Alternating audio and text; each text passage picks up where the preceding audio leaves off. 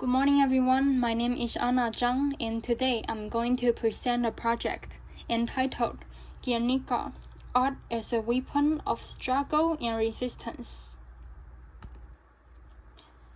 Here is how I've structured my presentation. First, I will briefly explain what motivated me to choose this topic. While I was studying in Guernica in Spain, I witnessed a student demonstration at my university protesting the invasion of Palestine. What really caught my attention was a mural that showed Guernica, but in the colors of the Palestinian flag. This image made me reflect on the power of art as a tool for protest. As we know, Picasso's original Guernica uses a monochrome palette, black, white, and gray, and it's displayed in the Reina Sofia Museum. So my goal in this project is to explore why this painting remains so powerful today and how it continues to inspire modern social movements as an anti-war icon. Why is the Guernica an anti-war icon? Let me now share 4 recent examples for how Guernica is being used in that way. First, 3 artists reimaged Guernica using the colors of the Palestinian flag. Their goal was to highlight the suffering of the Palestinian people using the emotional power of Guernica's imagery. Second, in the Basque Country, a citizens' platform was created to express opposition to the conflicts, especially the violence in the Gaza Strip. On their homepage, there's an image of the grieving mother from Guernica, holding her dead baby and crying out to the sky. The idea is to draw a parallel between the pain experienced in Guernica in 1937 and that of Palestinian mothers today.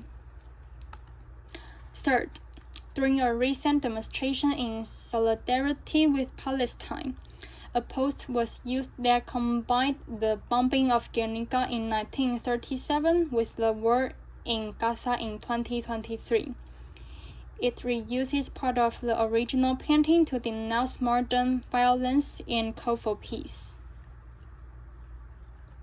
And finally, in October 2019, during the social uprising in Santiago in Chile, originally sparked by a rise in subway fares, but which grew into a broad protest against inequality, artist Miguel Ángel Castro reinterpreted Guernica. For him, the painting was a cry for peace.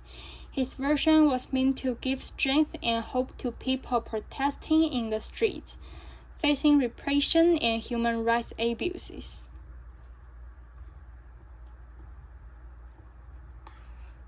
These examples show that not just the entire painting, but also its individual elements still act as powerful visual symbols of pain, memory, and resistance to war. They serve as warning to avoid repeating the mistakes of the past.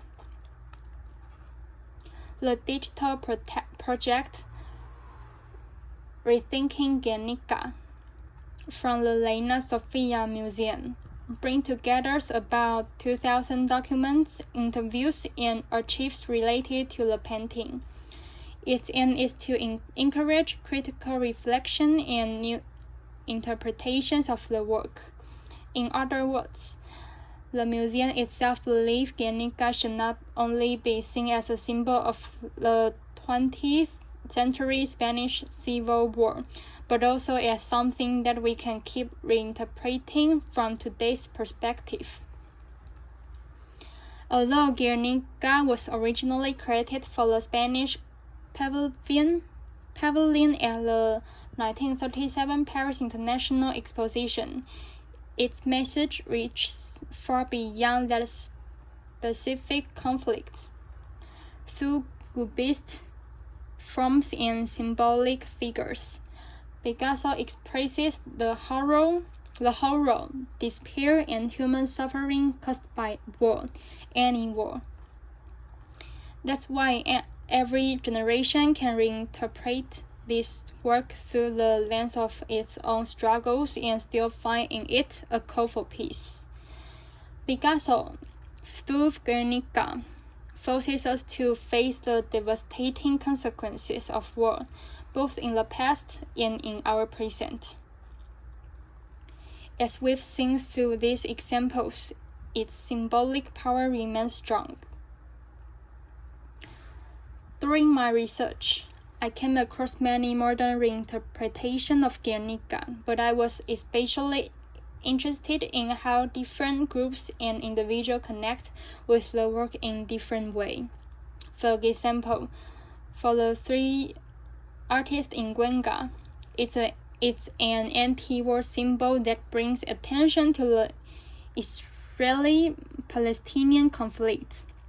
But for Gastelum, the Chilean street artist, Guernica becomes a symbol of social resistance, aimed at encouraging people who continue fighting for justice and human rights. As Picasso once said in several interviews, painting is not made to decorate apartments. It is an instrument of war for attack and defense.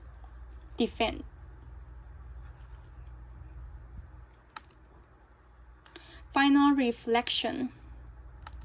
I got really interested in this topic after seeing a version of Guernica on the Guernica campus. That experience made me want to learn more about the painting. The hardest part was choosing whether Guernica is more of an icon of resistance or an anti-war symbol. After doing a lot of research, I decided to focus on the anti-war side.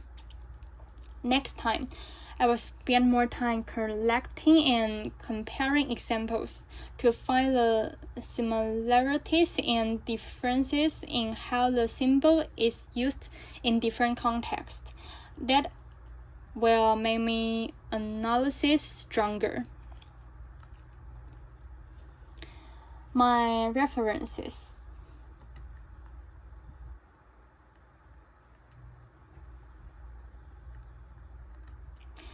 This concludes my presentation. Thank you very much for your time and attention.